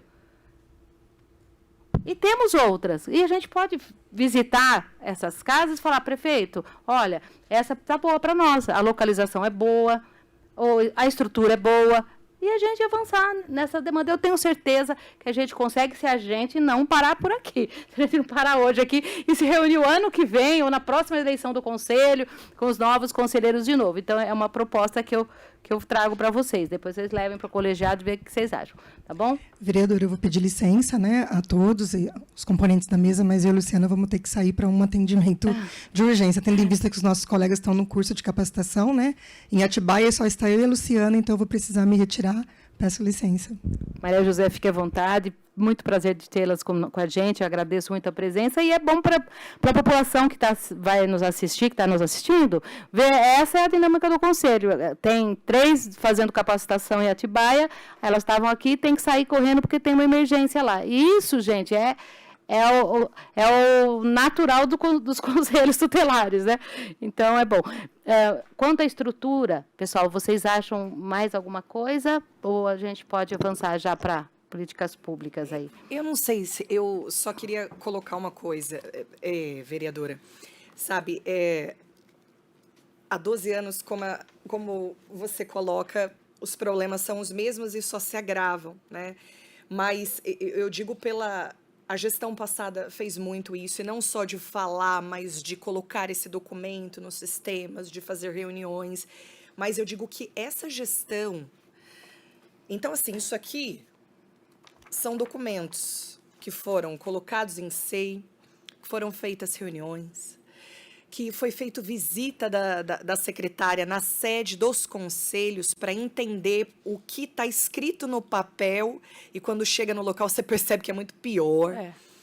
Foi registrado, foi anotado, e nós, assim, respeitamos as hierarquias, inclusive. Então, a gente tem apontado para o nosso representante lá do Poder Público, que é o chefe do setor administrativo, desculpa, para os diretores, né, de gestão de pessoas e administrativa, para a própria secretária. O prefeito, nós não conseguimos falar com ele porque ele não nos recebeu, nem ele nem o Vandal. Então, esses dias que a gente ficou quase um mês sem elevador e sem energia, a gente falou, só está faltando fazer o atendimento na frente da prefeitura. Suspender, dizer que nós não vamos fazer atendimento sem energia, sem elevador, né? Porque sem condição nenhuma, mas assim, nós precisamos falar com o prefeito, mas ainda nós não fomos recebidos. Então, assim, a gente pede a sua ajuda para mediar essa situação, mas isso foi muito pontuado, registrado, documentado, todos os problemas que a gente está citando aqui, de toda a estrutura, né? E os problemas com os conselhos tutelares, inclusive os descentralizados. tem vivido. Estela, com certeza o prefeito não está sabendo disso, não foi levado até ele. Eu me comprometo com vocês de marcar uma reunião com ele, ou com o Vandão, e eles com certeza vão receber, vocês vão ouvir. A gente leva esses documentos e a gente apresenta a eles e pede, né, urgência nesse olhar, né? Então, na verdade, está cada vez pior. Tá? E antes que aconteça uma tragédia, porque eu acho que a gente às vezes fica brincando com coisa muito séria, que nesse caso é muito sério, e depois acontece uma tragédia e vai repercutir na cidade toda, né? E ninguém quer isso, eu tenho certeza que ninguém quer isso. Então, essa reunião, eu me comprometo, já vou pedir para a Margarete agendar com eles, e a gente leva todas essas demandas, a gente vai fazer uma síntese dessa reunião e a gente leva, assim, até o prefeito para que ele possa nos ajudar e, com certeza, como eu disse, ele não está ciente disso e ele sempre... eu sou sempre muito justa, assim, nas minhas críticas, a maioria aqui me conhece muito bem, quando tem que ficar brava, a gente fica, né? Mas, assim, sempre que eu levei para o prefeito a questão da criança, adolescente, a começar pelas creches. Desde que eu entrei aqui, que eu comecei a falar das creches para o Dário e começar a falar da situação que ele precisava resolver, ele conseguiu achar essa forma de construir as 16 creches que ele entregou, né, e são modelos muito bonitos de creches, a gente viu aí, porque eu vi nele assim, uma sensibilidade para a causa da criança. Né? Então, eu acho que é questão da gente conversar e alinhar com ele ali essas demandas. Vamos para políticas públicas? Bom, eu queria conversar com vocês um pouquinho, uma notícia que foi divulgada nas redes sociais, a questão do superlotação dos abrigos. Eu queria ouvir vocês um pouquinho, se vocês acompanharam, o que causou isso, o que vem causando isso, se vocês podem trazer para nós essas informações. Laísa? Vamos lá. Acho que não é de hoje que a gente está com essa situação dos abrigos em Campinas, né? Eu acho que com a pandemia, o número de violações, eles aumentaram muito, o número de atendimento do conselho. E acho que é importante as pessoas saberem que os acolhimentos não se dá através somente do conselho tutelar. Acho que a grande maioria é via vara da infância e juventude. Muitas das vezes a população confunde o oficial de justiça como conselheiro. E vocês acolheram meu filho. Não foi a gente. Hoje a gente já faz acolhimento há 1 mês. É até você explicar para a pessoa, ela entender e se dar orientação para onde que vai essa criança quando vai acolhida, né? Então, a gente teve um número muito, muito alto de acolhimento. Aí eu pego pela região do Campo Grande, as famílias são numerosas. E quando há necessidade, eu falo, a gente odeia. Eu odeio fazer acolhimento. Se eu pudesse deixar aquela criança naquela família, eu deixava. Mas a gente pesa ali a questão de risco dela, né? E avalia a situação. Então, tem sido grande. Eu vou trazer um exemplo que, além dessa superlotação, aí teve matéria na mídia que foram lá, fez a entrevista no conselho. E aí eu não sei o número que eles divulgaram, com quem eles conseguiram, não sei se foi via secretaria, porque não foi via conselho, mas a gente teve uma situação com um menino com tráqueo. E a gente fez o acolhimento eles eram 5 irmãos, e tinha um que era tráqueo. A gente escutou, acolhe os 4, o tráqueo dá um jeito de ficar com a mãe, até a gente ver o que vai fazer, porque ele não pode entrar na casa de acolhimento, porque não tinha um profissional para fazer a limpeza. Porque aí pode ocorrer do educador que está lá, ou da mãe social que está lá, eles falam causa trabalhista, né? Por não ter a questão da questão da saúde. O desvio de função. Então, não tem hoje esse profissional nos abrigos de Campinas. Esse menino, ele está há 3 meses internado no Mário Gatinho. Meu Deus. E ele é um menino saudável. Ele tem a questão da tráqueo, mas não tem a necessidade de estar. Ou seja, o Estado violando o direito dele. Primeiro, a questão de convivência familiar comunitária, já está longe da família. Aí, está longe dos irmãos. E já foi determinada a contratação desse profissional e até hoje nada. Há 3 meses. Isso, quando foi determinado, foi dado um prazo de 48 horas para a contratação, isso não aconteceu. Então, acho que são situações que vai além da questão da superlotação. Né? Recentemente, foi colocado mais uma casa, né? Acho que uma casa lar, não sei. Que aí abriu 20 vagas, que deu uma amenizada aí nos acolhimentos, que aí o que estava superlotado lá na Casa Betel foi para essa nova casa. Mas também a gente tem notícia que o registro deles não foi validado no CMDCA. E aí a gente não sabe em que pé também está essa questão do registro dessa casa de acolhimento nova aqui em Campinas. Então, são várias demandas que a gente tem e quando a gente fala de política pública, eu acho que antes da gente chegar nessa questão da proteção da alta complexidade, a gente precisa investir na proteção básica. Hoje a gente não tem esse investimento alto na questão da proteção básica. Aí, quando eu falo proteção básica, é no esporte, é na cultura. A gente não tem uma Lagoa do Taquaral lá no Campo Grande. Se o pessoal quiser ter acesso, vai ter que pegar 2, 3 ônibus até chegar à Lagoa do Taquaral para poder fazer a sua questão de lazer. Aí, quando não, vai em espaço em lagoas pesqueiros, que às vezes não são locais apropriados, que já aconteceu na região de vários adolescentes, de vários jovens, de pular na lagoa e morrer. Então, assim, falta, a gente precisa investir. E aí, quando a gente fala muito sempre de educação, a gente fala muito de saúde, sim, precisamos investir, sim. Mas a gente precisa do esporte e da cultura. São os menores orçamentos que a gente tem no município, né? E aí, se a gente tem esse investimento pesado nas periferias, em todas as regiões, a gente vai ter um número menor da violação de direito. Que acesso é esse que essa criança, que essa família, eles estão tendo? O número de desemprego aumentou com a pandemia. Muitas famílias ainda não se recuperou. Sim. Não foram tantas famílias. Sim. Então, assim, quando a gente vai pensar num acolhimento, quando a gente vai pensar nessas famílias, nos atendimentos, a gente precisa entender a história dessa família. Não dá para mim chegar enquanto conselheira, ficar culpabilizando aquela mãe, porque é sempre a mãe, né? A gente nunca fala do pai. A gente precisa ter olhar para esse pai também, trazer a responsabilidade para ele, né? Porque muitas das vezes são separados, e aí fica a genitora responsável, principal pela criança. A maior parte das vezes. A maioria das vezes. Hoje, na região do Campo Grande, a grande maioria das crianças e adolescentes mora com as mães ou com uma responsável do gênero feminino. É muito pouco, assim, a questão também do pai, né, se responsabilizar. Então, a gente tem feito essa questão também de, até nos nossos atendimentos, chamar os dois, não somente a figura da mulher ali, para se responsabilizar pela criança. O homem também é tão quão responsável pelo filho. Os dois fizeram, né? Então, é muito caro para o CT5 quando a gente fala disso. A gente tem falado muito da questão do investimento na ponta. Se a gente investir pesado na proteção básica hoje, e aí eu estou lembrando, semana passada, eu participei do primeiro seminário da FEAC, Desenvolvimento Social para o Território. E veio o Jorge, eu não vou lembrar o nome dele, colombiano, e ele veio trazer a experiência lá da Colômbia, que como eles têm superado essa questão através do investimento da cultura e do esporte. Morros, favelas na Colômbia, esqueci o nome da cidade lá da Colômbia, mas a Colômbia é marcada pela questão do tráfico, narcotráfico, esqueci o Pablo Escobar. Então ele até falou assim: o que vocês pensam quando é Colômbia?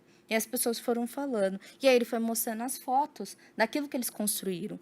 Então você vê morros, igual ele colocou, a pobreza ela não vai acabar. Sim. Mas a gente investe pesado. E ele deu até um exemplo. Lá, quando ele entrou de secretário de Cultura, era 0,68%. O orçamento foi para 5% na cultura, no esporte. Então, assim, você vê espaços, parques lineares, com bibliotecas, com questão do esporte, funcionando. Sim. E a população ali... Não é isso assim, eu vou construir de cima para baixo. Não, todo mundo participou da construção. O que é viável aqui para o território de vocês? Conversou, né? A moradia foi pensada também. Então, você vê assim, o antes e o depois daquela cidade, você fica assim, é possível fazer, né? É possível, mas a gente precisa investir. Então, quando a gente fala desses acolhimentos, quando a gente precisa, muitas das vezes... olha, não tem nenhum familiar, não tem família extensa, não tem quem fique com essa criança, porque ela está correndo um risco de ficar ali naquela casa que ela está, a gente precisa levar para um espaço protegido. E aí, quando a gente fala de casa de acolhimento, é para ser um espaço protegido. Sim. E aí, com a superlotação, que a gente... viola o direito. está violando o direito também. Fora outras questões que muitas das vezes adolescente foge da casa de acolhimento para ir para o conselho fazer denúncia de situações que estão acontecendo. Então, assim, é muita coisa que acontece e muita coisa que a gente sabe na informalidade, porque nem tudo chega formalmente para a gente. Muitas das coisas que chegam informalmente é isso. A gente está sabendo que tem criança dormindo no chão com colchão, porque é a superlotação. Chegou, não tem como atender, o improviso é o que a gente está tendo no momento. Então, assim, são coisas na informalidade que até as pessoas, para se colocar, também têm esse medo, né? E a gente fala da importância também de fazer isso. Já que tem medo, vamos fazer um disque denúncia, vamos pensar numa forma disso chegar oficialmente também para a gente. Porque a gente sabe que quem está na ponta também sofre, os serviços também sofrem. Porque é terceirização. E aí, quanto que é recebido, é adequado, o número de funcionários é adequado, a gente sabe da rotatividade também. Então, assim, não sei se a Estela quer complementar, os demais. Obrigada, Laísa. Eu vou só falar, a gente tem que encerrar às 11h15, né, Érica?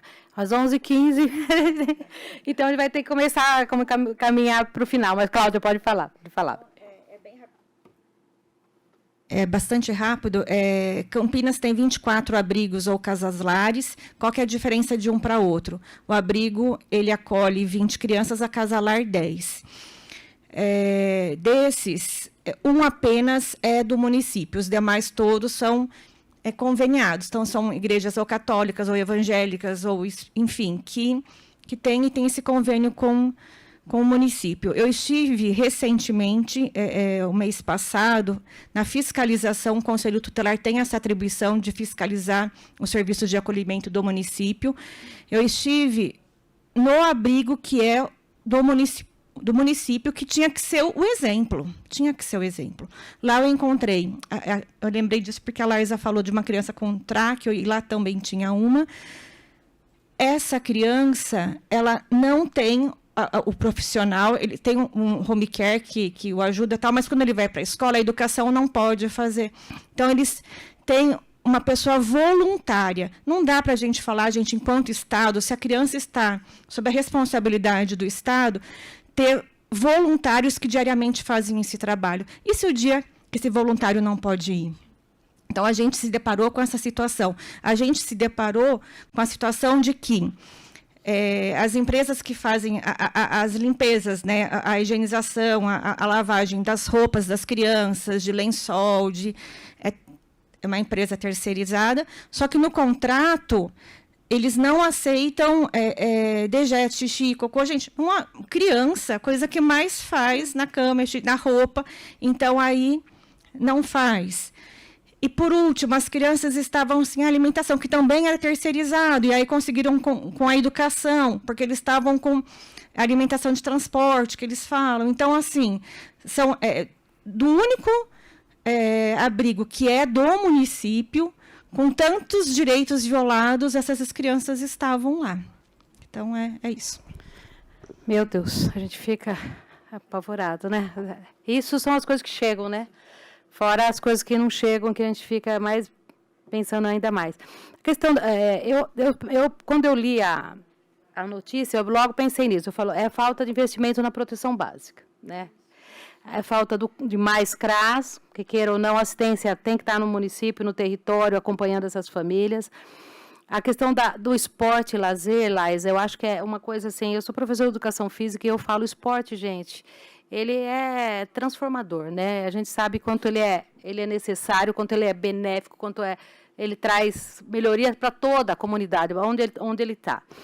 Eu propus, e vou bater nessa indicação, nessa proposta para o município, para o prefeito, de uma parceria entre a educação e o esportes, porque as praças de esportes, nossa, estão todas paradas, estão todas abandonadas, né? Isso é uma realidade. Nós não temos mais professores de educação física. O pessoal hoje se forma, quer ir dar aula em academia, quer ser personal, vão aposentando e a gente não está tendo profissionais nessas áreas. Mas na educação nós temos. Eu propus, logo que eu entrei também, já conversei várias vezes com os secretários e estava em estudo para se fazer essa parceria entre educação e esporte, de fazer projetos da educação nas praças de esporte no contraturno. que seria uma coisa assim, tão, eu acho assim, maravilhosa, porque a gente tira as crianças da rua, com a própria estrutura da escola, com os professores da escola, leva para a praça de esporte, usa esses espaços que estão ociosos, né, com projetos de esporte para as crianças, nas periferias, em todas as praças de esporte. Então, eu vou falar de novo com os secretários, vou trazer de novo essa discussão, que é o que eu falo. É tanta coisa que a gente fala, comenta um período, fiz reunião, depois falei de novo, mas depois acaba passando e a gente vai lembrar quando converso com vocês e de novo, a gente lembra dessa proposta aí, que eu acho que é uma das coisas que não vai custar. Porque às vezes a gente fica pensando, investimento, mas não, às vezes dá para fazer com o que a gente tem, né, investindo, lógico, um pouquinho mais, mas atender a população aí. Infelizmente, eu vou ter que terminar, né? Eu tinha muita coisa ainda para falar. O André, quem quer falar? Eliette? André? Pode falar, André. Bom, eu queria encerrar minha fala, mas fazer assim um apontamento geral aí sobre o Conselho Tutelar para a população também compreender. Foi falado sobre essa questão do caso a caso, né, que nós ficamos aí diariamente, né, imersos neles, e são muitos casos, né, uma fila ali para a gente conseguir dar conta de todos os casos. E o que acontece, o que a gente pode compreender disso é que se está chegando muitos casos para nós é porque está tendo muitas violações de direitos, e grande parte dessas violações aí são a questão das políticas públicas, né? A falta delas ou a ineficácia delas, né? E isso impede com que o Conselho, de fato, execute aquilo que a Laísa comentou no começo, que é uma das suas principais atribuições, né? Que é assessorar o poder público na construção de políticas públicas. Então, parece que nós ficamos nesse ciclo, né? Ali presos nos casos, nós não conseguimos sair para aquilo que, de fato, o Conselho tem como essência, né? Que é cuidado macro, porque você fica preso, às vezes, em um caso, por exemplo, você atende um caso ali de uma mãe atípica que precisa de um cuidador na escola.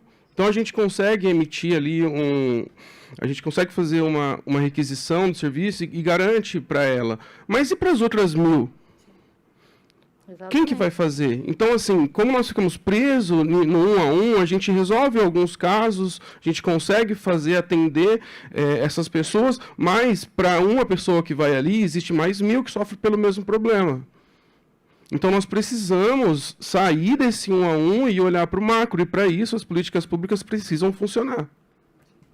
Perfeito, André, é o que eu falei, vocês ficam apagando incêndio, a gente fica, isso mesmo, apagando incêndio todo dia, caso a caso, e não consegue levar adiante essa discussão muito maior, né, macro, né, essa questão de assessorar o poder público, mas a gente está aqui, gente, eu coloco mais uma vez à disposição o mandato, vocês sabem o respeito que eu tenho, porque eu falo, sempre que alguém vai falar alguma coisa do Conselho, eu defendo, porque a gente esteve lá e a gente sabe o quanto é difícil, né? O quanto o trabalho é árduo, o quanto a gente tem que amar isso para poder conseguir trabalhar ali e dentro daquilo que é oferecido, fazer a diferença na vida dessas famílias, dessas crianças.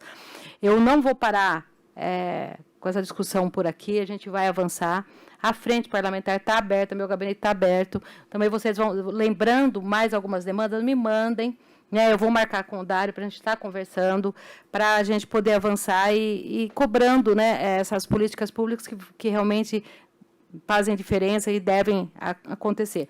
Vamos acompanhar também essa questão da visita da rainha, né, da Suécia, que veio para cá e que agora vai ter a escuta especializada. Lembrando que eu fiz, olha, desde que eu entrei aqui, 12 de fevereiro de 2021, a cobrança essa escuta especializada, dizendo que a lei foi sancionada em 4 de abril e tinha 180 dias, de 2017, tinha 180 dias para que fossem implementadas nos municípios, né? E já estava há 2 anos atrasadas, então imagina agora. E a resposta que eu tive da assistência, também como é para vocês, não penso que é diferente para o vereador, foi uma resposta muito vaga, muito sem sentido, dizendo que eles estavam pensando, acho que estão pensando até hoje. Agora, quem sabe com a vinda da rainha, né? Aí a gente que é plebe, eles não ouvem, mas quem sabe agora com a vinda da rainha, as crianças vão ter aquilo que é há tantos anos de direito, né? A escuta especializada.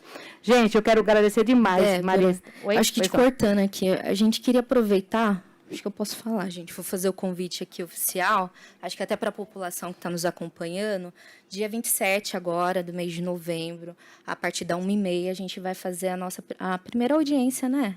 Audiência pública dos conselhos tutelares, a gente vai fazer o balanço desse primeiro ano nosso aí, não terminou, mas é um primeiro levantamento que a gente está fazendo dos 6 conselhos, então tá todos convidados para participar, vai ser no Salão Vermelho na Prefeitura, no dia 27, a gente já mandou os convites também para os vereadores. Que horário? A partir da 13h30, da 13h30 às 5h.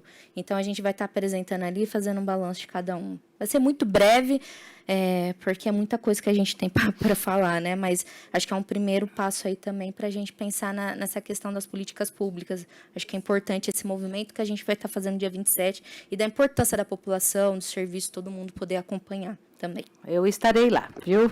É muito importante. Eu acho que a audiência pública, além dela fazer parte do regimento, dos conselhos, é bom dar essa publicidade para a sociedade e para o poder público, para todos, né? Então, acho que eu convido a todos os que puderem ir, gente, vão para vocês conhecerem um pouco mais e poder ajudar também nessa... Porque o estatuto, inclusive, diz, né, que é dever de todos a proteção da criança e do adolescente, não é do Conselho Tutelar, né? O Conselho é o órgão que efetivamente aplica as medidas, mas proteger a criança e o adolescente é dever de todos, de toda a sociedade, né? Então, que todos possam participar dessa defesa também, cada um contribuindo como puder, mas participar efetivamente dessa discussão. Então, agradecer a Estelinha, o André, a Eliette, a Cláudia, a Laisa e a Maria José e a Luciana que tiveram que sair aí correndo para atender um caso, vocês e colocar mais uma vez à disposição o mandato, essa casa, para a gente poder discutir e avançar, né? Não só discutir hoje, esquecer, mas avançar aí nessa discussão para conquistar aquilo que as nossas crianças, nossos adolescentes têm de direito. Não é favor, é direito, e direito não se discute, se cumpre, né? Tá bom, gente? Muito obrigada. Obrigada à TV Câmara, obrigada à Érica do Cerimonial, minha equipe, pelo apoio, por essa mais uma reunião aqui da Frente Parlamentar de Defesa da Criança e Adolescente. Obrigada, gente. Até mais.